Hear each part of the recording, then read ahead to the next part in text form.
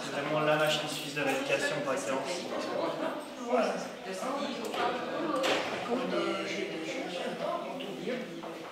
Bonjour Clément. Bonjour, bonjour.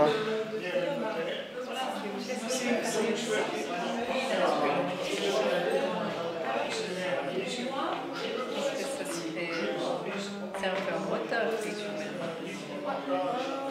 Après, là, c'est un magasin de moteur. Ok, ben, Je vais faire un thorax. Pas s'inquiéter. Non.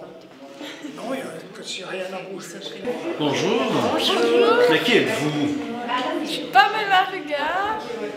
Je viens m'entraîner depuis 6 ans ici. Et c'est un grand plaisir. Qu'est-ce qu'on peut dire d'autre? C'est qui est à côté de toi? C'est ma maman. Ta maman? Oui, moi, c'est Karine. Bonjour maman. Dites-moi 2 mots sur cet endroit ici, quand vous voyez ça aujourd'hui. Ah, bah, il a beaucoup changé. Qu'est-ce que vous dites? Voilà, ça a commencé tout très... doucement, gentiment, puis là c'est magnifique aujourd'hui. C'est super lumineux, c'est très accueillant. Là, ça donne vraiment envie de venir faire du sport plus souvent encore. Mais ouais, ils ont bien travaillé, c'est super. Votre fille vient ici? Ma fille vient là 2 fois par semaine, ouais. Expliquez-moi comment vous avez rencontré Benoît, enfin comment ça s'est passé, et puis comment vous avez commencé à venir ici avec votre fille. Elle pourrait vous l'expliquer mieux que moi, parce que... Bah, ça fait comme je l'ai découvert dans le journal de la région.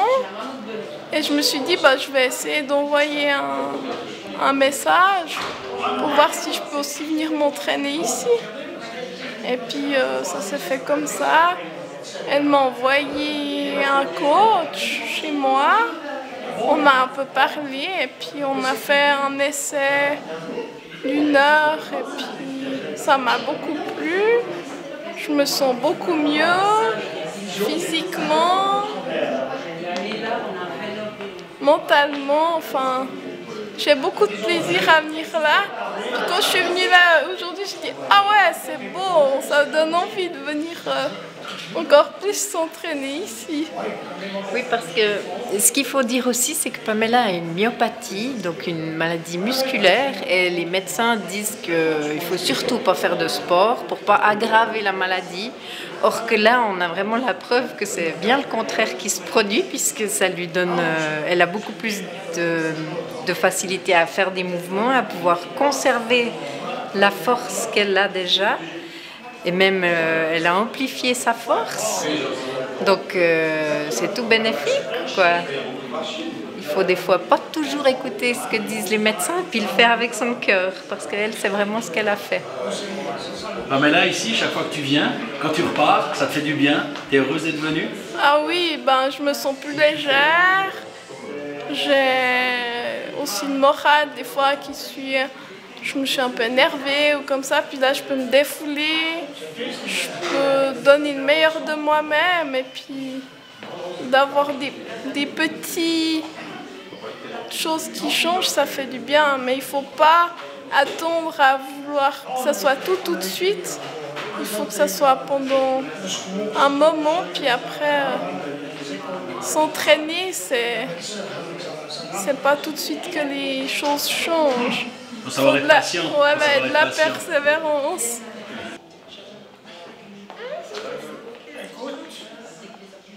C'est une idée. Bonjour. Vous avez appris cette structure-là? Non, pas du tout. En fait, je vais voir.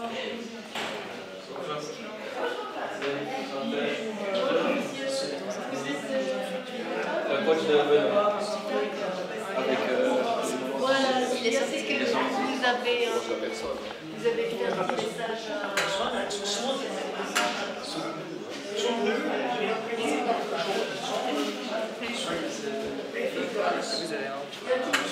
Ginette Thévenat, la maman de Benoît. Le 10 juillet 2005, votre vie, on va dire familiale, mais surtout celle de Benoît, bascule avec cet accident. Et puis aujourd'hui, on est en 2019. C'est l'inauguration, on va dire, de cet endroit qui s'est amélioré, qui a commencé tout petit.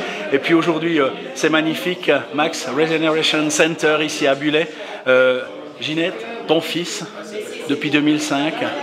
On aime ses enfants, on les trouve exceptionnels toujours. Mais lui, alors vraiment, il a un niveau... Je ne lâche pas, je me bats, je ne me résigne pas.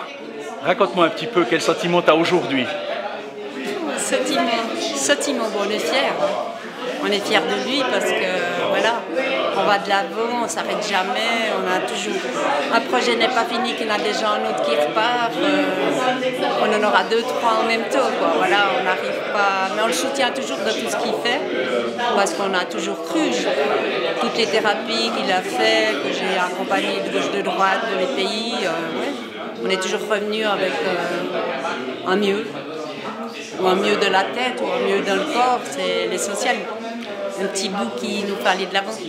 Tu as été amené aussi à rencontrer d'autres personnes qui sont paraplégiques ou tétraplégiques, oui, qui sont dans des situations aussi un peu, entre guillemets, similaires. Par contre, ton fils, il lâche pas l'affaire. On n'est pas dans l'acceptation, on n'est pas dans la résignation, on n'est pas, bon, on va apprendre à faire avec. C'est non, je n'accepte pas. C'est pas accepter, parce que je pense qu'il a accepté sa situation. Mais qu'est-ce que je peux faire avec ce que j'ai? Donc, autant plutôt pleurer, comme il dit, autant aller de l'avant. Donc, il essaye de faire un max pour être mieux. Et puis, ce qui fait beaucoup, qu'au début, je ne comprenais pas, il parle de lui, tout ça, ben, comme toi ou comme ça. Et puis, je dis, mais attends, pourquoi tout se fait? Ben, je veux dire aux jeux qu'il y a quelque chose à faire. Et c'est vrai que je comprends maintenant. Il aime partager, il aime donner ce qu'il a appris. Et il se fait content que les jeux fassent quelque chose, ouais, avec ce qu'il peut leur offrir, quoi. C'est important d'avoir un mieux de sa vie. Tu te rends compte qu'il donne de l'espoir, il donne de l'envie, il donne aussi de la joie à travers sa propre expérience et sa vie, on va dire, au quotidien, en publiant sur les réseaux notamment. J'ai dit, tu te rends compte qu'il donne de la joie, il donne de l'espoir, il donne du bonheur avec sa vie tous les jours en partageant par exemple sur les réseaux, ça donne de la joie, du bonheur, de l'espérance aux autres. Bien sûr, c'est merveilleux. C'est merveilleux dans sa situation, mais on peut... Benoît, il a toujours été comme ça. Même avant son accident, c'est quelqu'un, il vivait à 200 à l'heure, donc il n'a pas changé sa manière de vivre. Accident, c'était pareil. Il fonçait, il allait de l'avant, 10 000 trucs en route, allez hop. Donc c'est vrai qu'il n'a pas changé, mais c'est cool. On parle toujours de la personne en question, mais il y a la famille, il y a l'entourage, ça aussi, on prend tout ça en même temps. Bien sûr. Bien sûr, on a tous été impliqués. De toute façon, il n'y a que nous qu'on peut faire quelque chose pour nous. Quand on a compris ça, on avance. Et pourquoi ça ne sert à rien? Parce qu'on coule. Donc c'est clair que sa motivation nous la transmet aussi, on avance aussi. Il y a des gens qui lâchent en cours de route, il y a des gens qui abandonnent, il y a des amis qui sont au fur et à mesure à la longue peut-être, ou non pas vraiment. Les gens sont toujours intéressés, je dirais que tout ce qu'il fait, ils sont quand même intéressés toujours. Parce qu'ils voient qu'il est sérieux de ce qu'il fait. Il ne boit pas, il ne fume pas, je veux dire qu'il fonce tout le temps. Et puis ce qu'il fait, il y croit. Même si on prend des chemins différents ou comme ça, mais ce qu'il fait, les gens, ils y croient. Et tout le temps, les gens me demandent comment il va, qu'est-ce qu'il fait, tout ça. Même après 14 ans, je trouve ça merveilleux. L'intérêt des gens. Si, je trouve ça merveilleux. Ce centre de réadaptation physique, c'est ouvert à qui? Qui peut venir? Voilà, explique-moi un peu ça. Voilà. Maintenant, c'est tout le monde, c'est-à-dire que, je sais pas, une personne qui est handicapée, ou pas forcément en chaise, mais qui a fait un AVC ou n'importe quoi, qui aimerait une réadaptation vraiment adaptée à la personne. Donc, c'est le centre idéal, parce qu'on a beaucoup de machines pour faire de la coordination, on a tout ce qu'il faut pour faire la réadaptation, donc c'est cool. Il y a des machines, mais il y a aussi un encadrement. Il y a un encadrement. Dis-moi qui sont les personnes qui sont ici et qui coachent aussi. Ah oui, Clément, là, il connaît bien. Clément Tournier, ouais. Mercier, il connaît bien vraiment tout. Et puis, il y a Yann Martinelli, il y a plein de personnes qui connaissent. Ils connaissent bien leur job. C'est l'inauguration officielle, on va dire aujourd'hui. Derrière toi, il y a plein de gens qui sont en train d'arriver, qui sont en train de voir. Venir visiter un centre de réadaptation physique, c'est pas le plus glamour puis le plus sexy, mais de voir tous ces gens qui viennent, qui sont intéressés, qui ne sont pas forcément concernés avec des enfants ou des proches parents qui sont dans les mêmes situations, ça fait du bien aussi. Ah, ça fait du bien. Mais tout fait du bien, hein. Tout fait du bien. Voilà, aujourd'hui, ouais, c'est un grand jour, voilà. Merci Ginette.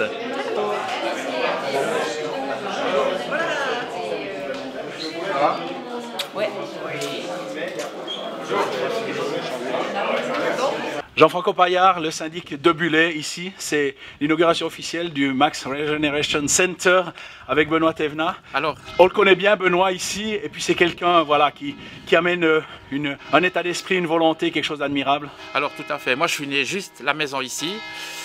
Donc, j'ai passé mon enfance ici avec Jo, avec surtout Florian, le grand-papa. C'est la place Florian Thévenat, il ne faut pas oublier qu'on est sur la place à Florian. Et pour moi, c'est quelque chose d'important. C'est une remise à jour d'un contexte d'un garage ancien qui avait ses attaches, qui permettaient à chacun de s'y retrouver. Puis maintenant, il y a une nouvelle affectation, parce que Benoît, c'est quelqu'un d'entrepreneur, il ressemble, comme j'ai dit, à Florian, et c'est quelqu'un qui va de l'avant et qui crée vraiment cet engouement pour la piste motocross. Maintenant, il a son handicap, mais il travaille, il a mis en place une salle, et puis je crois que ça sera autant pour nous que pour tout le monde, une salle qui sera utilisée et puis qui sera appréciée. Quand on est atteint dans sa chair, comme ça, quand on est atteint dans sa vie, dans sa mobilité, et qu'on a un état d'esprit de battant, et qu'on ne lâche pas, et les années passent, et mais 14 ans après, et tout, on ne se résigne pas, c'est un vrai modèle de vie. Pour moi, c'est un modèle, et puis je crois qu'il est beaucoup plus valide que nous, finalement, parce qu'il a toujours l'entrain, l'envie de faire quelque chose, de réussir, et je crois que c'est un modèle qui peut être donné pour tout le monde, quoi.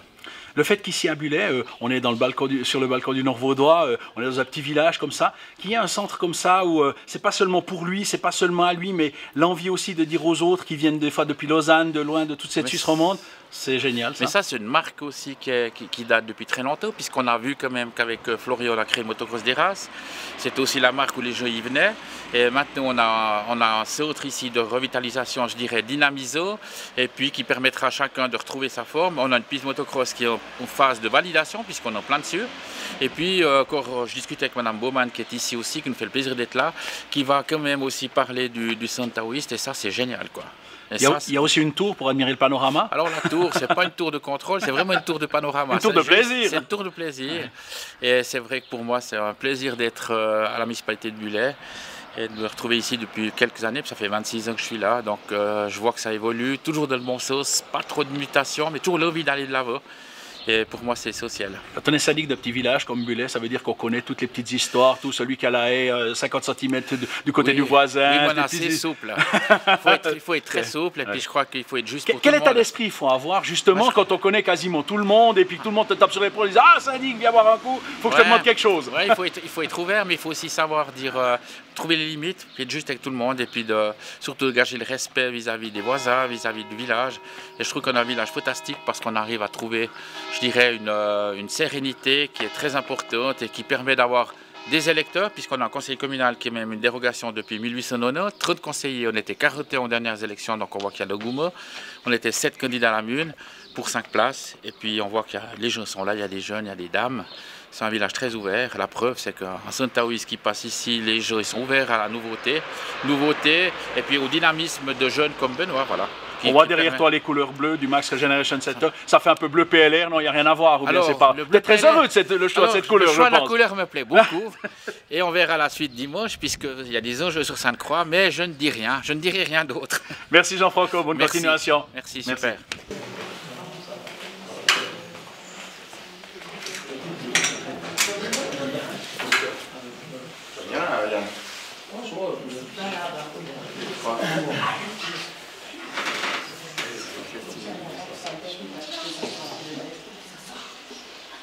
Bon alors bonsoir à tous, merci d'être venus ce soir pour la présentation du Max Regeneration Center.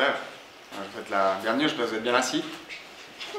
La première question que je vais vous demander, c'est, vous allez me demander mais où est Max? parce que tout le monde dit, oh, mais c'est qui Max? Comment ça se passe avec Max? En fait, le mot Max, c'est simplement pour maximum. Donc le maximum de la Régénération Center. Voilà le nom officiel. Donc je vais vous présenter le programme. Donc je vais parler un peu. Mon coach et ami Clément va nous faire un petit discours, suivi de Yann Martinelli et Pamela, de des ordres au feeling, on verra. Et ça sera un peu le programme de la soirée. On va faire aussi une marche avec le déambulateur pour montrer un peu ce qu'on fait. Je crois que Pamela elle a marché cet après-midi, elle passe son tour. Moi je suis KO, ouais. J'ai fait le sport cet après-midi, je suis KO. Mais on vous présentera des vidéos qui vont passer après, qui devraient bien se passer. Donc voilà, le grand jour il est arrivé. Après 14 ans d'entraînement, de voyage, d'expérimentation et d'échange, on ouvre notre première salle de sport officielle à tout public. Donc ça n'a pas été évident, on pensait voir pour 2-3 mois, on était un peu tranquille. Et Florent le peintre a fini d'enlever les échafaudages aujourd'hui. Donc c'était vraiment le dernier jour avec la météo que ça a pu jouer, mais c'est cool, on a bien calculé les statistiques, on dirait, enfin les sondages, ou je sais pas comment on peut évaluer, mais c'est bien passé. Donc la première chose qu'on veut faire passer comme message, c'est que c'est vraiment une salle de sport adaptée pour toutes les personnes, autant pour les personnes à mobilité réduite, que pour ceux qui veulent perdre du poids ou qui sont un peu des douleurs à droite à gauche. C'est que c'est pas un fitness, c'est vraiment une salle qui a des machines différentes pour adapter pour chaque personne. Et ce qui est vraiment intéressant là-dedans, c'est que moi, en étant tétraplégique, c'est-à-dire que j'utilise 80% de mon corps, non 20% de mon corps, et 80% du reste, je ne peux pas l'utiliser. Donc j'arrive à faire des choses qui sont assez folles, mais ça c'est vraiment grâce à l'entraînement, à la rééducation, réadaptation. Et ça n'aurait jamais été possible sans ma famille qui en fait énormément, qu'on a pu trouver des fonds pour voyager à travers le monde, qui nous a permis vraiment aujourd'hui d'ouvrir cette salle de sport qui est ouverte à tout le monde. Donc tout d'abord, c'est vraiment la priorité de cette soirée, c'est qu'on a vraiment pu faire un centre. On ouvre nos portes pour partager 13 ans d'expérience. Donc je vais commencer par vous montrer un petit peu les images. Donc là on voit c'était la salle de sport il y a un jour en fait. Et donc le programme que je vous ai dit, on va commencer avec le déambulateur. Et, la première chose, on va vous montrer la vidéo qui va débuter maintenant de la salle de sport.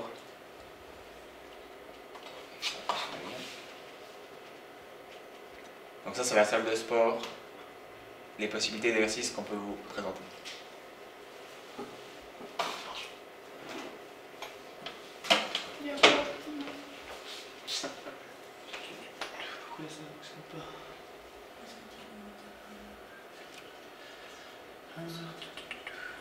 Est-ce que tu as un autre usage d'écran?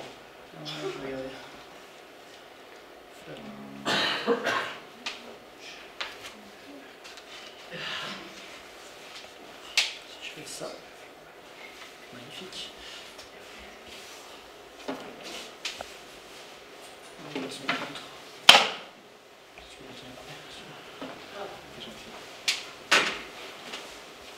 Par contre, on n'a pas le son HDMI, c'est bizarre.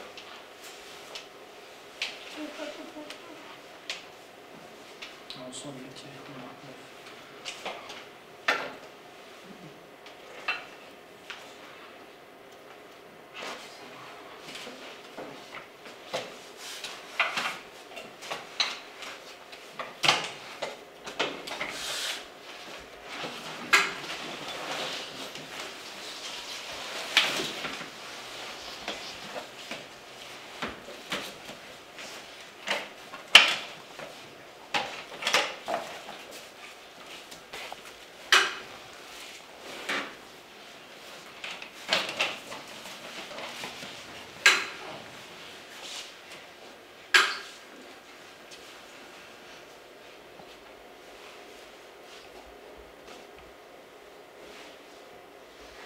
Tu peux commenter. Tu veux les diètes? Ouais. Ouais.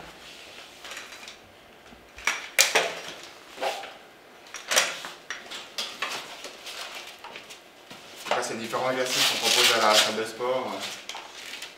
Toujours en équilibre entre la force et la stabilité, comme là on le voyait précédemment.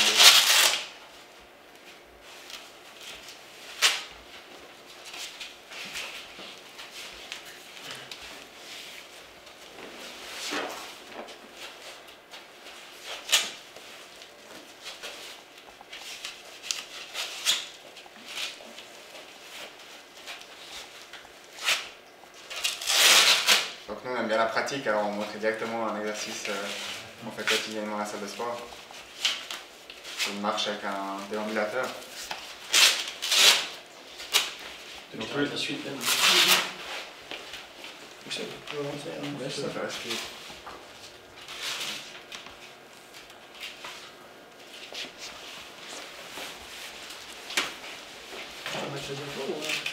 C'est pas ça la suite. C'est le diapo.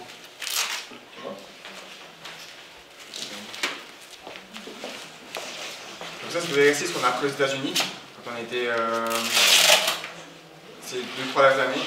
C'est vraiment une machine qui permet de pouvoir être debout grâce à l'aide d'un déambulateur. On n'aurait jamais cru que ça aurait été possible avant de l'essayer. Parce que quand on était là-bas, on s'est dit essayez, on verra ce que ça donne. Et puis étonnamment, j'ai tout de suite pu faire quelques pas. Donc la différence qu'il y avait entre les États-Unis et ici, c'est que en fait, aux États-Unis, ils avaient tout adapté, il y avait les déambulateurs, il y avait les physios, il y avait tout. Et quand on a fait juste avec des vidéos, les premières fois, Clément, il a bien transpiré.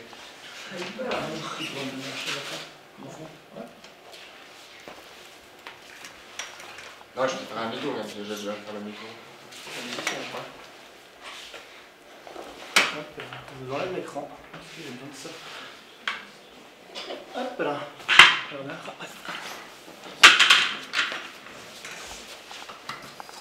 Puis la base de tout ce qu'on fait, on essaie de trouver le maximum des connexions, des régénérations qu'il peut y avoir dans le corps et d'utiliser pour pouvoir avancer et marcher.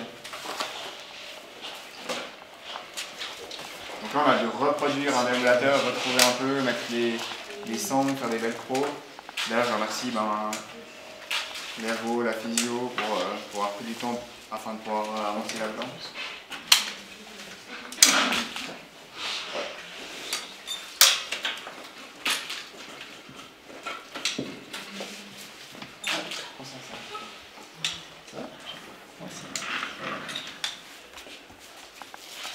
J'ai toujours pas mal d'espace, donc l'espace c'est les jambes qui bougent, on reste souvent assis sur le fauteuil. C'est assez désagréable, alors c'est pour ça, c'est vraiment le but de bouger, c'est que ça enlève l'espace mais les tensions. On peut juste faire un petit peu de place au milieu, mais ça devrait aller. Ouais.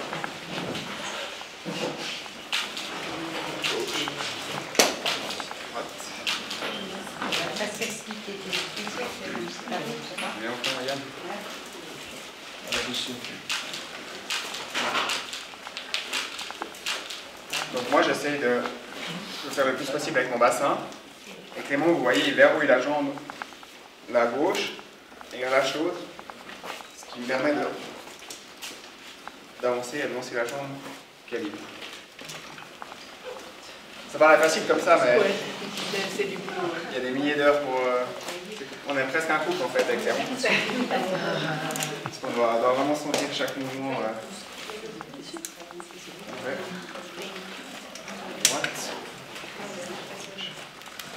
Et pour vous resituer juste la situation pour bien comprendre, Benoît il a une lésion au niveau de la moelle épinière au cervical. Donc il n'est pas censé bouger ou activer le muscle en dessous des pectoraux. Juste pour resituer, si on en croit le diagnostic des médecins traditionnels.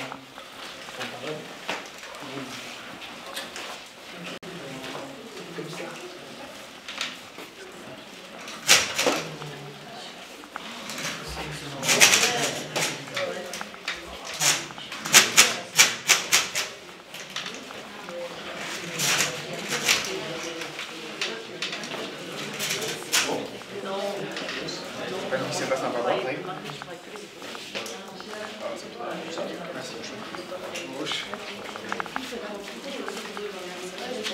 Au début sur les vidéos, j'étais vraiment un peu les fesses couchées sur la sangle, et puis à force de s'entraîner, on a pu revenir un peu droit, se redresser.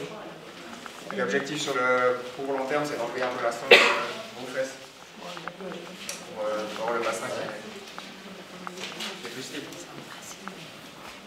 Vous avez une sensation au pied? Non. Pas du tout.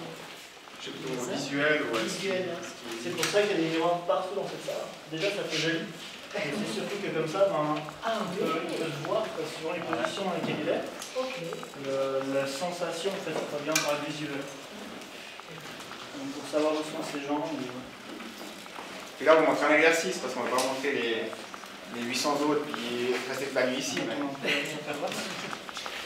Tourner aux chaises. Ouais, on va tourner, mais. Parce qu'elle est couchée sur la sangle, maintenant il est plus, il est très droit. Avant, c'était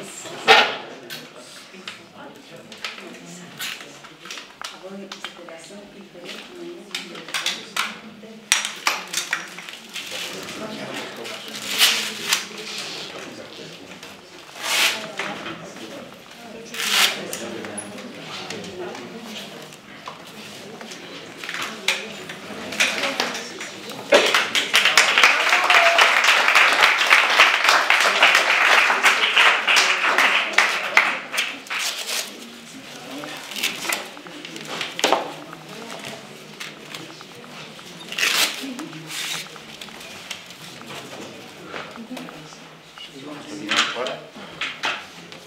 hop là.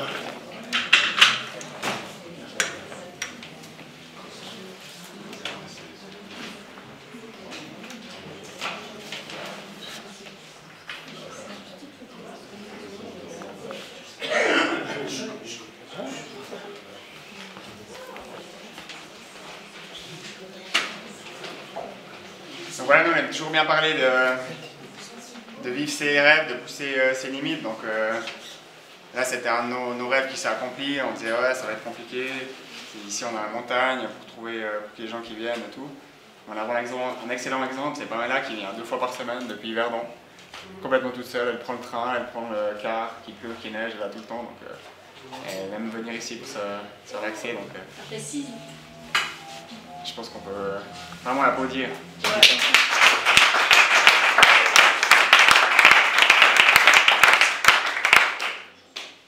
Donc pour vous raconter mon histoire, pour ceux qui ne connaissent pas vraiment en quelques mois, donc moi j'ai eu un accident de vélo en 2005 lors d'une course du Supercross à Yverdon.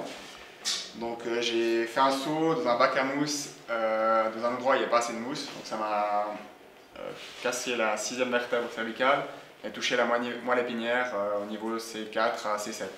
Donc ça veut dire qu'en dessous, environ, même en dessus de la poitrine, je n'arrive pas à ressentir puis contracter des muscles. Donc ouais, c'est comme je disais avant, je fonctionne à peu près que 20% du corps. Et donc au début, vraiment, me mettre en avant, éternuer, je tombais de ma chaise, combien de fois je suis tombé par terre à cause d'espace. Je remercie d'ailleurs mes parents, ma famille de m'avoir toujours relevé. Puis toujours maintenant, des fois je tombe, mais beaucoup moins. Et donc c'est vraiment l'exemple que même en s'entraînant, comment dire, ce que je veux dire par là, c'est que je me suis entraîné pendant 13 ans ici, sans trop avoir de direction. Et là, en une année qu'on s'entraîne avec Clément, vraiment précis, en ayant des bonnes méthodes qu'on a apprises aux États-Unis, j'ai pu progresser beaucoup plus en une année qu'en 13 ans d'entraînement. C'est ce message-là que je veux faire passer, c'est qu'on peut s'entraîner, mais si on réfléchit et qu'on a les bons exercices, on peut progresser beaucoup plus vite. Parce que 13 ans, ça peut paraître énorme.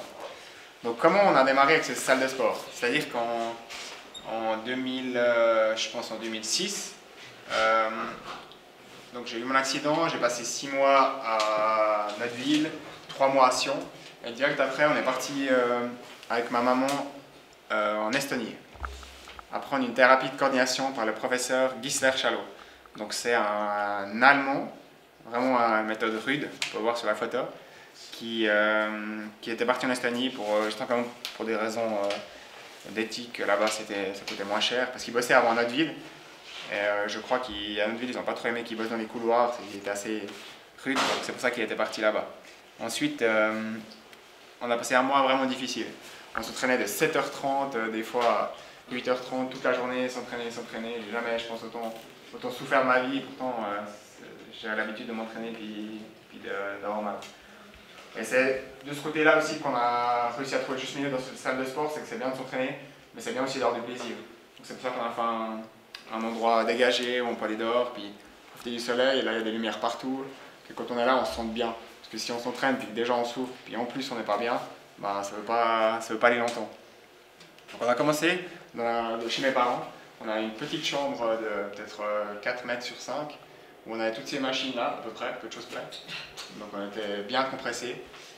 Et ensuite on a été parfois on allait dans le garage, là comme vous pouvez voir sur l'autre photo.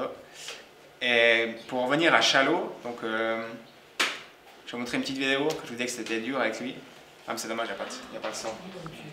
Voilà, c'était ça. Mais il tapait vraiment fort, là il n'y a pas le bruit du tapis, c'est vraiment dommage. Donc vraiment il parlait de reconnexion, il tapait sur les pieds pour que ça tape le squelette et le système nerveux. C'est une des premières vidéos et c'était tous les exercices qu'il faisait, c'était comme ça, c'était bam bam bam, il fallait que ça tape, il fallait que ça aille vite.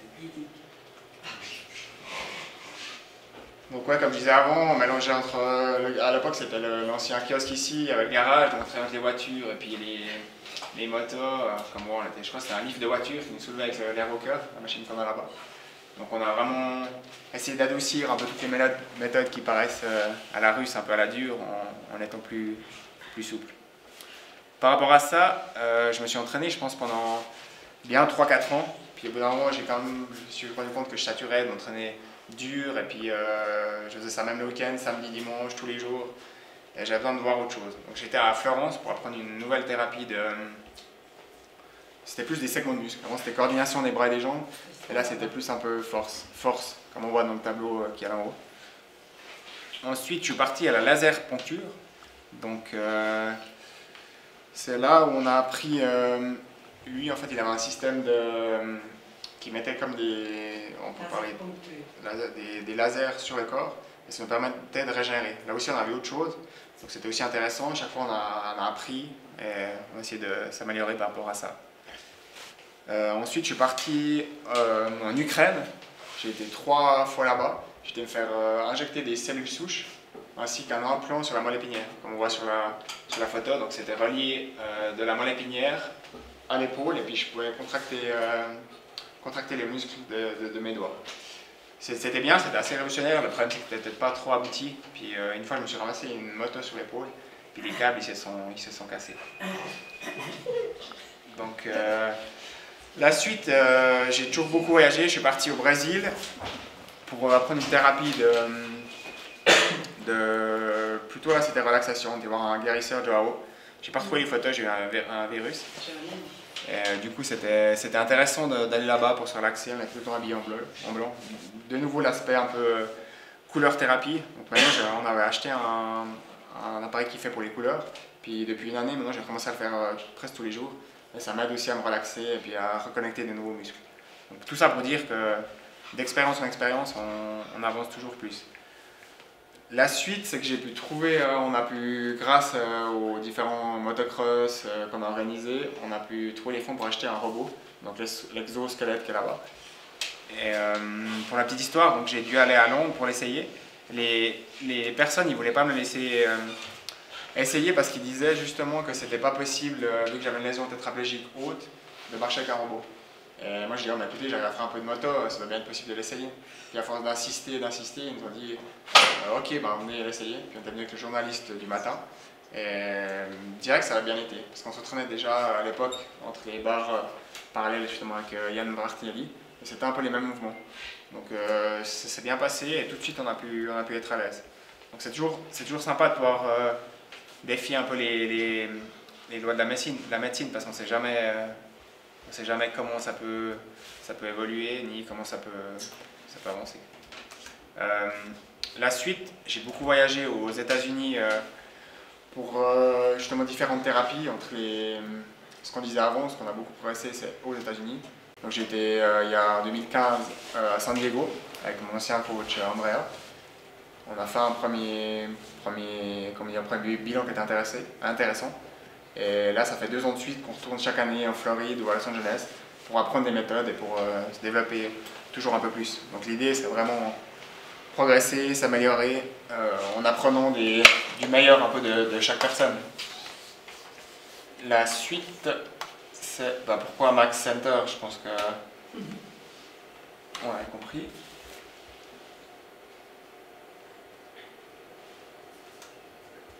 Et là, une vidéo qui résume un peu ce que j'ai fait, mais par contre il y aura de nouveau pas le son. J'imagine. C'est marrant, il n'y a pas quelque chose à... Et puis moi, c'est chaud.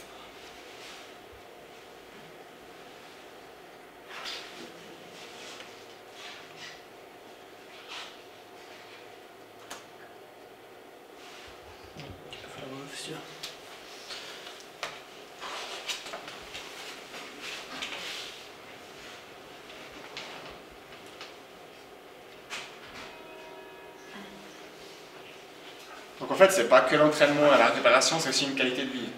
C'est-à-dire que grâce à l'entraînement que je fais, je peux genre faire du parapente, de la moto, c'est-à-dire que s'il y a un choc ou si je tombe par terre, je ne me casse pas tous les os du corps, comme ça peut arriver. Donc l'entraînement me permet de pouvoir progresser et de m'adapter à différents genres de situations. Donc avant aussi, pour ceux qui ne me connaissent pas, je faisais beaucoup de moto. J'aurais voulu avoir une carrière assez haute professionnelle, mais le destin m'a voulu autrement. J'ai l'habitude de m'entraîner. En 2004, j'ai fini 4e, en 2003, 3e. Chaque année, j'étais un peu meilleur. Donc, pour moi, l'accident, c'est un peu comme la continuité de l'entraînement. Donc, c'est le 10 juillet 2005, j'ai sauté dans un bac à mousse où il n'y a pas assez de mousse. Ensuite, j'ai été reporté au CHUV. Je peux peut-être se mettre dans un coma artificiel. Pour moi, le plus dur là-dedans, c'était même pas la douleur, mais c'était de ne pas sentir son corps. C'est-à-dire que quand on ne sent pas, j'ai dû être sous trachéotomie, donc j'arrivais plus à respirer. C'est tous ces points qui sont pas agréables en fait. C'est pas douloureux, mais on ne sait pas trop où on est. Il y a le coma artificiel, il y a les médicaments, il y a le fait de ne pouvoir bouger. Donc là, c'est ce que je parle en Estonie, avec le professeur Chalot, où là, on s'entraîne des heures. C'était une salle de sport.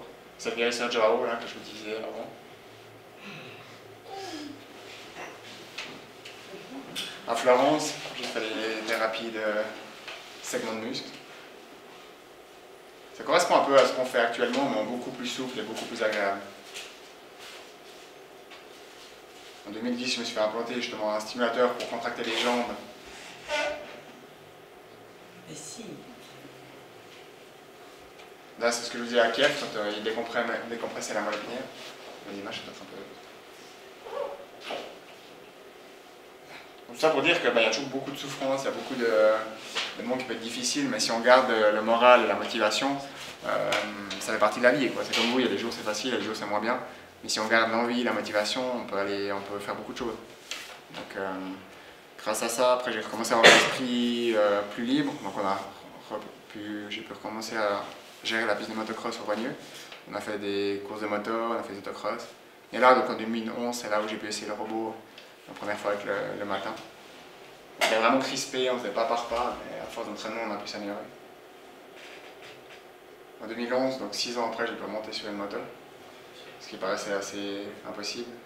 Maintenant, j'y vais de temps en temps, j'ai pour le plaisir, mais c'est bien de se changer les idées. La laser poncture, chez M. Bobot, où justement il faisait passer une sorte de courant sur les pieds. En 2013, je me suis fait implanter des tendons et des ligaments sur les muscles du triceps pour pouvoir faire ce mouvement-là. En 2014, j'étais patient d'une méthode d'acupuncture au Vietnam. C'est vraiment intéressant.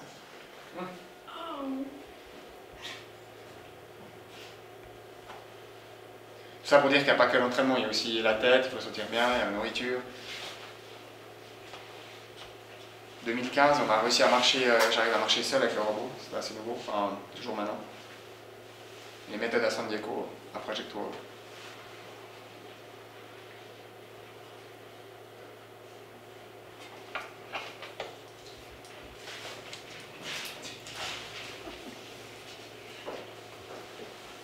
À la piscine, on va régulièrement, tous les toutes les semaines parce que je trouve que c'est vraiment agréable pour les mouvements, on se sent bien. Bonjour. Mais tu nages sauté maintenant. Donc ouais, les progrès ont pu être faits, c'est qu'au début, on peut voir que je nage avec une bouée, et maintenant j'arrive vraiment à nager sur rien du tout. C'est-à-dire qu'ils me mettent dans l'eau et puis je nage comme ça. Donc un saut élastique, bon ça je le ferai pas. Mais...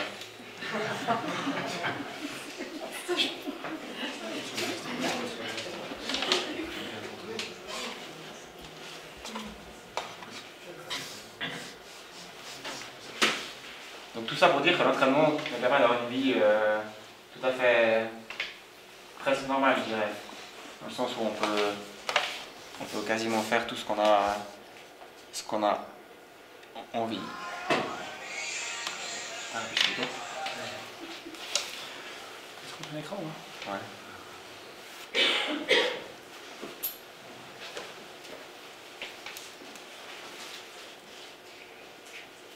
Donc la définition.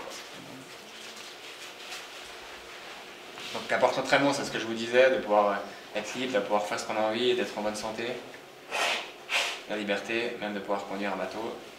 Donc je remercie vraiment infiniment ma famille, mes amis, et tous ceux qui ont œuvré au bon développement de la salle de sport parce qu'il y a eu pas mal de travaux qui ont dû être faits en assez peu de temps. Donc je les remercie tous aujourd'hui, ceux qui sont là.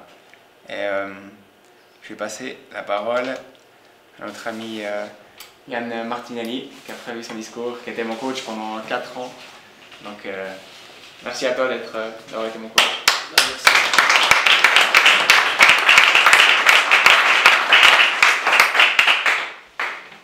Bonsoir à tous. Benoît, il sait que j'adore les discours, il m'a demandé d'en préparer. Non, plus sérieusement, ça me tenait à cœur de vous dire quelques mots sur l'évolution de cette salle de sport et ce qui s'y passe encore actuellement, avec comme aboutissement l'ouverture de ce magnifique centre qu'ouvrent maintenant Clément et Benoît. J'ai commencé à donner du coaching à Benoît ici même il y a quelques années. Tu te rappelles de la date de notre rencontre? Pour être honnête, pas? Non. Faut que je retrouve. 12 septembre 2011, il y a 8 ans. Voilà, donc ça passe vite. J'étais fraîchement diplômé d'un master en sciences du mouvement et du sport dans une toute nouvelle filière APA, activité physique adaptée, que tu as suivi aussi pas loin derrière. Et c'est ainsi que j'ai fait la connaissance de Benoît. J'ai découvert un gars ultra motivé, toujours positif et qui ne se fixe aucune limite. Constamment à la recherche de nouvelles idées, tu parcours le globe à la recherche de thérapie, de matériel et de nouvelles idées pour améliorer ton quotidien. Je me souviens par exemple de notre trajet épique en France voisine à la recherche d'attelles de marche, de nos nombreuses interventions dans les hautes écoles d'ingénierie pour présenter ton exosquelette et nos collaborations avec les PFL dans le cadre de leur recherche. Nos clims de conduite étaient simples, des entraînements de grande qualité, je crois qu'on peut le dire, avec du matériel de pointe, le tout dans une ambiance conviviale. C'est ainsi que nous nous sommes entraînés durant des années dans cette salle de sport. D'ailleurs, ce n'est pas anodin que cette salle soit située au centre de ce petit village de Bullet. Les gens y sont chaleureux et il y règne une atmosphère sereine, idéale à la pratique du sport. Ginette, la maman de Benoît, nous sert toujours une assiette après les entraînements. Son papa est toujours dispo pour bricoler une chose ou l'autre à la salle, donc merci aussi à vous. Peu à peu, les entraînements se sont développés et nous avons vu passer plusieurs coachs et plusieurs personnes qui désiraient profiter de ces séances de réadaptation. C'est le cas de Pamela, qui est là ce soir, notre rayon de soleil, qui a commencé les séances en 2013. C'est une fille qui a une détermination hors du commun, toujours le sourire aux lèvres. Elle s'entraîne 2 fois par semaine depuis plus de 6 ans et sans relâche afin d'atteindre ses objectifs et elle effectue des progrès très prometteurs. Clément est venu compléter l'équipe de coach au fil des expériences et des rencontres. Nous avons constaté qu'il était nécessaire, voire vital, et je crois qu'il ne faut pas peser les mots, de proposer des séances de réadaptation à un plus large public, tant les bienfaits sont nombreux. Les études scientifiques sont unanimes à ce sujet. L'activité physique apporte de nombreux avantages physiologiques en termes de motricité et d'indépendance, comme vous avez pu le voir juste avant. L'entraînement agit sur le mental. Pamela et Benoît pourront vous expliquer en détail tous leurs progrès, tellement ils sont nombreux. C'est sur cette base que Benoît et Clément ont décidé de mettre leur expérience et leur expertise en termes de rééducation motrice à disposition d'un maximum de personnes. Ils ont donc profité de ce cadre idyllique et de ce matériel de pointe et de cette salle de sport au grand potentiel pour créer ce magnifique Max Air Center. Je suis convaincu que cette structure répondra aux besoins des personnes en situation de handicap. Il s'inscrira dans la continuité d'une prise en charge globale en vue d'améliorer leur quotidien. Les gars, continuez de travailler avec cette même rigueur et cette bonne humeur. Je vous souhaite plein succès dans ce nouveau challenge. Merci pour votre attention.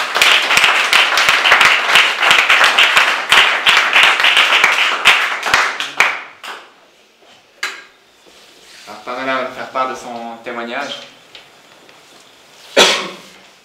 Bonjour, bonsoir. Moi, comme vous avez entendu, ça fait 6 ans que je viens ici. Moi, j'ai une myopathie, c'est une maladie neuromusculaire. Les médecins disent que avec une myopathie, il ne faut pas faire de sport parce que ça peut enlever encore plus des muscles. Et ils nous déconseillent. Et moi, j'ai quand même voulu essayer, voir si c'était vraiment vrai ce que disaient les médecins. Et ça s'est avéré faux. Car ça fait 6 ans que je viens ici. J'ai fait des petits progrès, mais pour moi, ce sont des gros. J'arrive à avoir plus de mobilité dans mon fauteuil. Je peux plus bouger. Le moral, ça aide aussi beaucoup. Et je ne sais pas comment je serais maintenant si je ne ferais pas de sport depuis 6 ans. Peut-être que je pourrais plus respirer, avoir une trachéotomie, enfin, je sais pas. Et puis, pour moi, c'est vraiment un bénéfique de venir ici, et avec une belle vue sur les Alpes et sur la plaine, de venir avec le train depuis Verdon jusqu'à Bullet. C'est un petit bout de chemin, mais ça fait du bien aussi de pouvoir être autonome. Les transports publics ici sont bien adaptés. Et puis merci beaucoup à tous ceux qui m'aident, et puis merci. Je veux juste dire quelque chose, c'est que Pamela, quand elle est venue, elle avait beaucoup de peine à parler. C'est dommage parce qu'on ne l'a pas filmé, mais là vraiment, elle parlait comme ça. Et maintenant, vous pouvez constater qu'elle parle bien, comme nous. Alors bravo Pamela, bravo notre créatrice.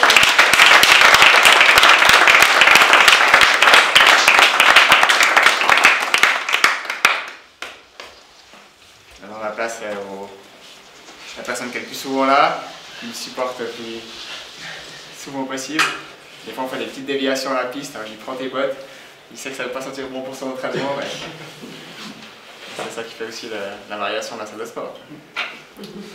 Donc vous l'aurez compris, moi je suis le coach actuel de Benoît, et puis c'est avec moi qui s'est motivé à ouvrir cette salle au public pour partager au plus grand nombre toute son expérience, toutes ses connaissances qu'il a réussi à me transmettre.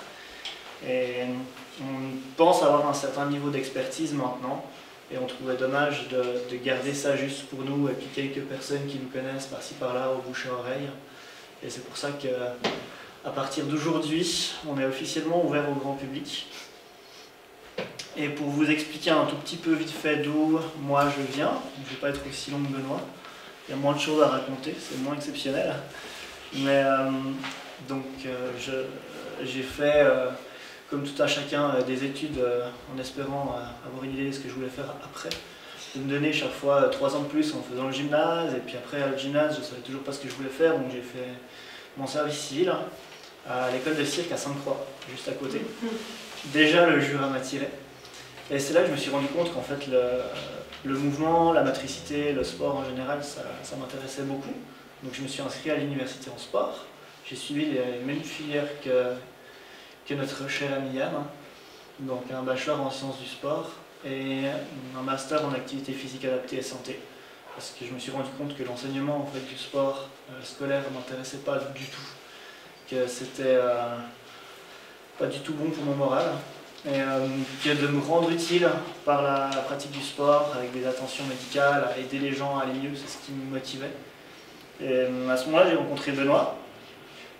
Ça m'a mis une sacrée claque, parce que sur l'annonce, c'était marqué « Jeune tétraplégique cherche un coach pour s'entraîner ». Alors vous, je ne sais pas, mais moi, quand je vois ça, j'ai l'image du film Intouchable, du gars qui bouge comme ça, vaguement la tête, puis dès qu'il tombe, ben, il tombe à plat. Donc je ne comprenais pas comment il pouvait faire du sport et s'entraîner. Et en fait, c'est en rencontrant Benoît que j'ai découvert toute la profondeur de la chose et tout ce qu'on peut gagner en faisant un entraînement ciblé et en étant vraiment sûr dans ce qu'on fait. Et donc c'est ça qui nous a motivés les deux. En fait, je pense qu'on s'est motivés mutuellement pour ouvrir ce centre, permettre à tous de venir profiter d'infrastructures et de connaissances. Parce qu'on le dit pour la population générale, pour les gens valides qui vont bien déjà, on leur dit faites du sport, c'est bon pour la santé. Et dès qu'on est en chaise roulante, dès qu'on a une malformation orthopédique, dès qu'on a une pathologie quelconque, on dit ouais mais attention, hein, pas trop de sport, quand même, ça peut être dangereux pour vous. Et face à ce constat, c'est juste fou en fait de se dire que la société fonctionne comme ça. Donc le but c'est de faire comprendre que le sport est bon pour la santé, quel que soit votre état de santé actuel, et qu'on peut que aller vers le mieux en faisant une pratique adaptée à chacun. Donc c'est ce qu'on propose ici. Souvent on me demande si je travaille que avec des gens en chaise roulante, que avec des paraplégiques et tétraplégiques. Et je leur dis non, en fait ça concerne vraiment tous les gens qui ont besoin d'une petite attention personnelle ou médicale. Donc, que ce soit comme Pamela, des gens qui ont une dégénérescence musculaire, que ce soit l'oncle Thierry qui fait 130 kg et qui n'a plus aucune force dans les jambes pour monter les escaliers, que ce soit quelqu'un avec une sclérose en plaques ou du diabète. Enfin, c'est vraiment ce qu'on essaie de faire ici, de permettre à tout le monde de profiter du sport santé, que la population générale fait par recommandation et dont les gens avec une pathologie ou une déformation ou un accident ils sont plus laissés de côté. Donc voilà, pour résumer assez vite le but de cette structure et le pourquoi du comment on l'ouvre au public, avec tout ça qu'on a à faire partager en fait. Et voilà, je pense que je ne vais pas en dire plus, Benoît a déjà tout dit quasiment. Et je veux dire que l'importance d'avoir vraiment un coach qui a une formation adaptée, pour moi, c'est qu'on arrive vraiment à échanger. Maintenant, on a vraiment du dialogue après chaque entraînement. On dit oh, ça c'était bien, ça c'était moins bien. Parce que si on n'a pas d'échange, on ne sait pas trop dans quelle direction on va en fait. Donc, comme dans tous les métiers, si on n'arrive pas à échanger, savoir ce qui va, ce qui n'est pas bien, on ne peut pas progresser. Donc nous, on fait un exercice, il m'aide au niveau du dos, il me dit ah, je m'arrête là, on essaie ici.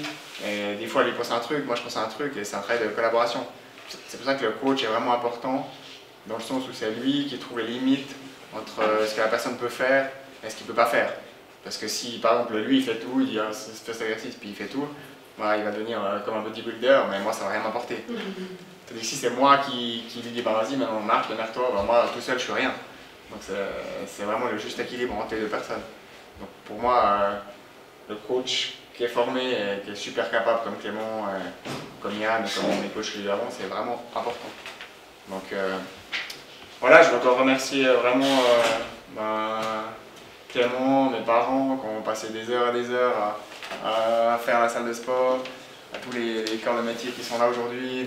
Ils ont un peu stressé pour que ça soit prêt à la date parce que l'échafaudage a été enlevé hier. Non, aujourd'hui.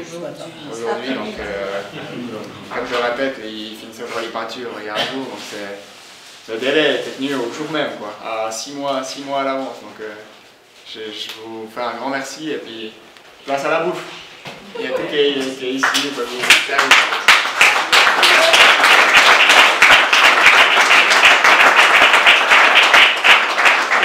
Puisqu'on est dans les remerciements, je tiens énormément à remercier les parents de Benoît qui nous ont soutenus de façon incroyable dans cette aventure.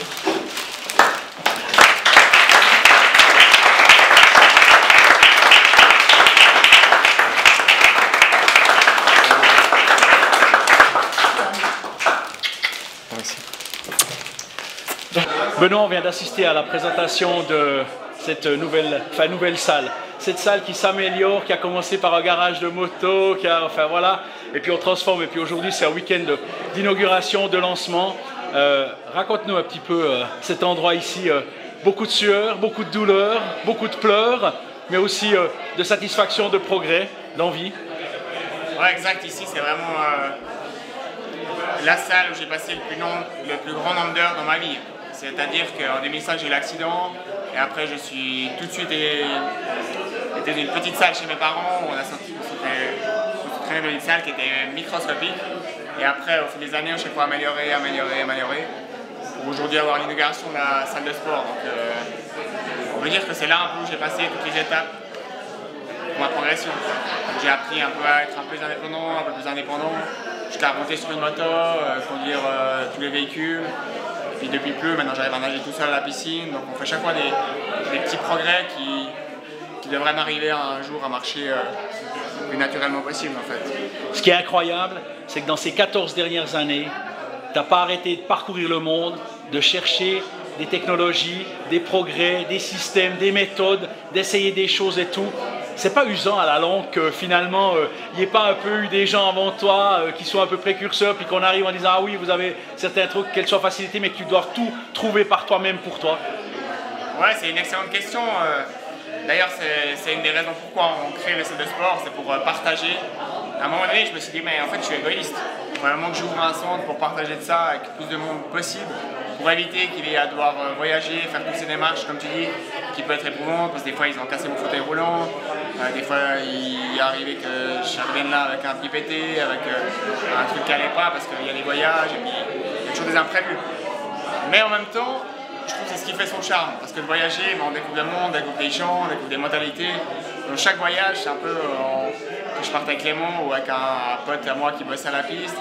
Et on va là, on dit oh, je suis chaud, et des fois il ne savait même pas où on allait. Et il venait avec moi aux États-Unis à découvrir un centre au milieu du Kentucky. C'est un peu les... Je dirais que ça fait partie de la vie, de découvrir le monde, puis de découvrir d'autres mentalités, et puis de se rendre compte qu'il n'y a pas que la Suisse et il n'y a pas que ce qui se fait là. Comme on disait avant, aux États-Unis, une mentalité qui est sans limite, où ils font progresser, où ils font forcer le système. Donc oui, ça peut être usant, mais oui, ça nous fait découvrir de nouvelles choses, et puis c'est comme si on avait un peu des œillets avec un cheval. Et si on part à l'étranger, on découvre d'autres thérapies. Pour moi, c'est ça que ça me parle. Et en même temps, on n'a qu'une vie, donc autant profiter. Quand on est tétraplégique, on est seul. Chaque tétraplégique est un peu seul face à sa problématique, sa maladie, face à son handicap. On est seul par rapport à la manière de le gérer dans les années qui suivent. Je dirais qu'on est seul parce que forcément on est seul au score. Mais par contre, ce que je peux dire aujourd'hui, c'est que je suis toujours accompagné. Mais au début, je pense que j'ai besoin de beaucoup plus d'accompagnement. J'avais mon ex-copine, j'avais des amis, je bougeais tout le temps, j'avais énormément d'heures de trac, de mouvement. J'ai la peine à être seul avec moi-même. C'était un peu une fuite en avant, voilà. Un petit peu quelque chose. Il fallait occuper tout le temps, il fallait s'occuper l'esprit. Voilà, pour ne pas se retrouver seul face à soi-même, c'est un peu ça. C'était ma manière de m'échapper. C'est pour ça que je disais qu'au début je me traînais 7 heures par jour. C'est vite vu, quand on se traîne 7 heures, après le reste du temps on dort, et on s'entraîne et on dort. Je faisais même ça le week-end. J'avais plus de vie. Et parfois j'étais usé mentalement et psychologiquement. Et ce qui est intéressant, c'est que là maintenant je me rends compte que je faisais tout ça pour, comme tu dis, pour fuir la vérité en face.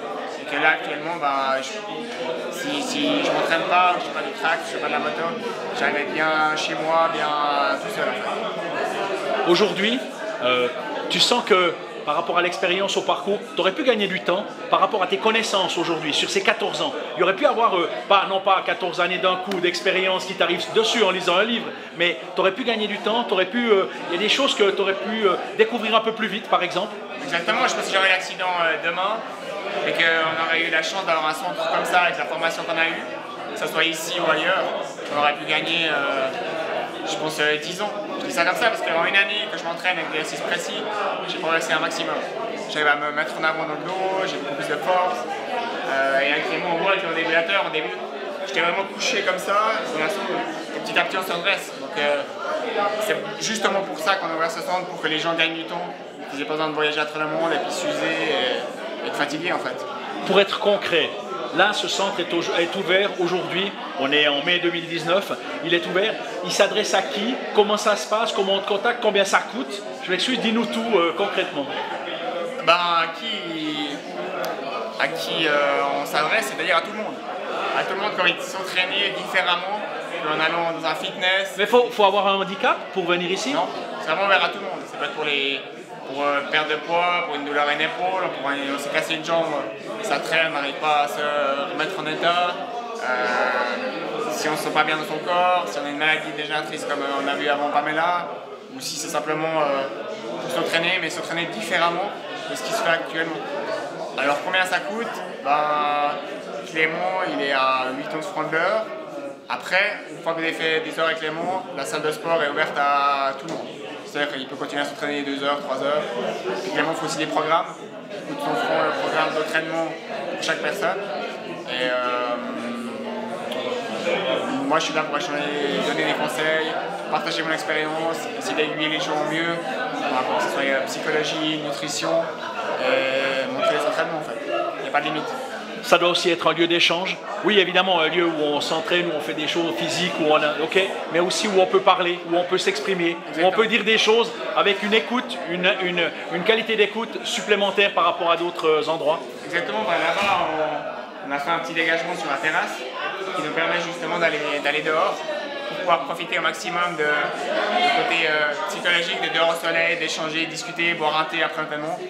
Exactement, un lieu de retrouvailles, comme tu dis. Tu as fait une présentation, j'ai filmé la présentation, donc elle est avant cette interview dans le reportage. Tu as fait une présentation et la présentation c'est évidemment tout le travail que tu as fait depuis 14 ans, tous les progrès, tous les efforts dans différents pays avec différents coachs, avec des méthodes plutôt douces et relaxantes, puis des méthodes plutôt hard, style Union soviétique, voire l'Allemagne très dure. Et puis il y a toujours des images de motocross, il y a toujours des images de moto, puis il y a toi qui es remonté sur la moto et tout. Et puis là, tu es en face de moi, tu es assis dans ton fauteuil, t'arrêtes pas de bouger, on comprend bien pourquoi, mais on a l'impression que toi, t'es quelqu'un, je veux dire, tu t'es dit, mais putain, on veut m'obliger à rester assis, mais moi, je vais m'obliger toute ma vie à vouloir être debout. Ouais, c'est assez juste ce que tu dis, c'est... Pour être honnête, quand j'ai eu l'accident, malgré le fait... Donc, faut juste dire en 2 mots, on connaît ton histoire, mais en 2 mots, on va pas la refaire, mais juste, tu étais en pleine bourre, comme on dit, au point de vue du championnat suisse de motocross. Je veux dire, tu as 20 ans, tu es en pleine bourre, tu étais 4e l'année d'avant, 3e là, enfin au championnat, ça se passe, tu aurais pu être un grand champion de motocross ici à Bulle, il y a une culture du motocross, la famille aussi, enfin bref, tu étais en pleine bourre à ce moment-là. Ouais, une semaine avant, j'avais gagné ma première course, alors que ça faisait ma 3e saison en championnat suisse junior, donc j'ai une carrière qui était vraiment très courte. Parce qu'avant mes saisons, mes parents ne voulaient pas que je fasse la moto parce que c'était dangereux, parce que justement j'avais un oncle qui était tétraplégique. Donc ça se comprend. Et ma carrière était très courte. Mais une semaine avant, donc j'étais, je crois, 1 ou 2 du championnat de motocross, 3e du championnat de supercross. Donc j'étais vraiment à fond là-dedans. J'étais persuadé que j'allais faire carrière, que j'avais tellement de plaisir là-dedans que c'était pas possible autrement. Puis on va pas refaire le truc de l'accident, mais l'ironie, c'est que t'es pas tombé en moto, c'est que t'es tombé en vélo. Voilà, c'est-à-dire en une seconde, ma vie elle a changé pour un... On peut dire que tous les accidents sont stupides, mais celui-là je pense qu'il est dans le top 5, quoi. Il se situe quand même assez bien. Donc pour moi, quand je me suis réveillé du coma et tout, ça y avait, maman elle m'a dit il y a le motocross de Bro qui te disent bon courage et tout. Je dis quoi, motocross de Bro? Ça faisait une semaine que j'étais dans le coma, je dis mais je dois y aller. Je n'avais pas réalisé que ça faisait une semaine que j'étais dans le coma et en plus je ratais la course. Donc pour moi dans ma tête, donc je bougeais plus, je bougeais plus mes bras, j'avais une sonde ici pour manger, j'étais sous assistance respiratoire, mais dans ma tête je me disais il faut que j'aille à cette course quoi. Et je pense que inconsciemment c'était une motivation pour me forcer à aller de l'avant, pour forcer à m'entraîner, parce que il faut que je remonte sur le moteur, il faut que je m'entraîne, il faut que je monte sur le moteur. Et c'était ma... Puis même aujourd'hui, 14 ans après, tu remontes sur la moto régulièrement, pas seulement sur le trax pour faire la piste, pour le motocross, mais tu remontes un peu sur la moto quand même. Voilà, j'y vais pour me faire plaisir, et me changer d'idée. C'est clair que c'est toujours un peu frustrant parce qu'à la vitesse où on était avant, quand on fait des sauts, des trucs, en même temps, je dis, je m'en fous. Je vais là-bas, je me change des idées, j'ai du plaisir et c'est le plus important. Ce que pensent les autres, que ce que je fais, ça peut être dangereux, que je peux être pire, que de toute façon, je vais pas vite. Mais ça, je m'en fous parce que ce qui est important, c'est de se changer l'idée dans la tête et d'être fier de ce qu'on a accompli. C'est quoi tes objectifs maintenant? On a parlé de la salle, très bien, mais toi personnellement, tu te vois comment dans 10 ans par rapport à ta quête de cette fameuse station debout, exosquelette, machin, enfin, comment tu vois dans 10 ans, quelle est ta vision à toi, par exemple, Benoît, dans 10 ans, je serai, tac. Ouais, je peux pas trop tout dire maintenant, mais je pense qu'il va y avoir un changement d'ici une année ou deux, parce que j'ai prévu de... Il y a un projet, il y a un projet. Ouais, il y a plusieurs projets. Ouais. Et, je pense que je vais vraiment prendre du temps pour écrire un livre et partager mon expérience, le médiatiser, peut-être faire d'autres choses, forcément mettre des choses de côté. Et je pense travailler plus psychologiquement. Je pense qu'on a les ressources pour aller vraiment loin. Donc, je vais essayer d'explorer. J'ai toujours eu comment dire, un live motion, un leitmotiv. Voilà, ouais. D'aller de l'avant, de foncer. Ouais. Peut-être que là, je vais plutôt être dans la relaxation, dans le passif, pour essayer un peu de changer de point de vue. On a l'impression que pendant de nombreuses années, c'est ce fameux corps. Il faut se battre, il faut le faire, il faut le rééduquer et tout. Et puis que tu as mis un peu, on va dire, l'aspect psychologique de côté. C'était plutôt le physique, les exercices, il faut transpirer, il faut que ça fasse mal, il faut essayer de ressentir les sensations. Puis là, on a l'impression que tu dis, voilà, bon, ce corps, on continue évidemment, mais le mental, le psychisme, le yoga, la relaxation, des choses comme ça prend une part plus importante au fur et à mesure des années qui avancent. C'est juste? Ouais, bah, ce qu'il y a, c'est que j'ai envie de changer. Je me rends compte que j'arrive à un moment dans ma vie où la piste de motocross, l'entraînement attaqué, c'est bien, mais peut-être que ça me correspond un peu moins actuellement, parce que comme je disais avant, je me suis peut-être caché là derrière pour m'entraîner, et pas avoir la vérité en face. Mais quand on se sent bien avec son corps et soi-même, on a peut-être d'autres portes à découvrir. Tu es un peu plus apaisé, on va dire ça comme ça. Tu es un peu plus apaisé dans ta tête, psychologiquement, par rapport à toi. Ouais, mais je pense que ça fait déjà plusieurs années que je suis vraiment apaisé, puis que je suis tranquille, que je peux parler du handicap, que je dirais qu'il n'y a pas grand-chose qui me touche par rapport à ce qu'on peut discuter de moi, mais surtout avec d'autres personnes. Il n'y a pas grand-chose qui m'attriste en fait.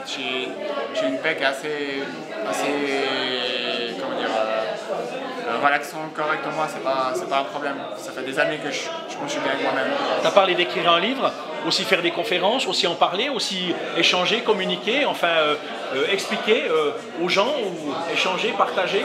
Ouais, c'est aussi une possibilité. Ça fait quand même plusieurs années qu'on me demande de faire des conférences à droite, à gauche. Parfois j'accepte, parfois c'est un peu compliqué dans le programme, donc ça m'intéresse bien. Mais c'est une musique d'avenir, je ne sais pas encore dans quelle direction exacte tu vas aller, mais je vais faire des changements, ça, je pense que c'est assez sûr. On n'est jamais seul. Tu as parlé de Clément Tournier comme un couple. Hein, je veux dire, on t'a vu marcher avec le déambulateur, là c'est sur la vidéo avant. On t'a vu marcher, mais tu n'es pas seul. Tu n'es pas seul avec ton déambulateur. Il y a quelqu'un. Et Clément, en l'occurrence, il y a eu Yann avant, mais Clément, en l'occurrence, c'est quelqu'un qui a vraiment, voilà, tu as besoin de lui pour progresser. Exact. J'aime bien dire que si il n'y aurait pas eu l'humanité, je serais certainement mort dans le bac à mousse à moisir autour du bac, parce que sans la médecine, sans tout ce qu'il y a autour, pour des accidents comme j'ai eu, je serais mort. Donc grâce à ça, grâce à l'humanité que je suis, en fait j'ai de la gratitude envers le monde, envers d'être en vie, d'être heureux, d'avoir des beaux couchers de soleil. Et grâce à ça, on peut avancer, on se rend compte que seul je serais rien en fait. Il faut que je sois là, mais que j'arrive à influencer et motiver des autres personnes pour qu'ils m'aident, mais aussi qu'ils aient du plaisir. Parce que si on n'a pas de plaisir dans ce qu'on fait, on n'a personne. Donc c'est autant que ce soit mes parents, mon coach, ma famille, mon frère, mes amis, chaque personne a une valeur importante dans la relation. Parce que ça, il faut peut-être que les gens qui n'ont pas vraiment l'habitude et confrontés au handicap le comprennent. C'est que quand on veut faire du sport à haut niveau, on s'entraîne seul, on peut s'entraîner seul. Celui qui veut faire de la course à pied, il va courir, il court tout seul, puis il peut courir avec des potes, mais s'il n'y a pas de potes, il va courir quand même. Toi, tu ne peux pas te dire, moi je vais m'entraîner, mais je vais être tout seul, pas de problème, je fais un après-midi tout seul, puis je vais transpirer tout seul, ça ne marche pas comme ça. Non, exactement, on a besoin de quelqu'un pour nous mettre sur la machine, pour nous faire des exercices qui sont justes, précis, et qui nous permettent de progresser. Parce qu'on peut très bien pédaler comme ça pendant des heures, je l'ai fait pendant 3 ans, où je le faisais tous les jours, le week-end. Mais je pense que c'est pas là qu'on a la meilleure progression. Donc il faut s'entraîner précis, intelligemment et avec un coach adapté.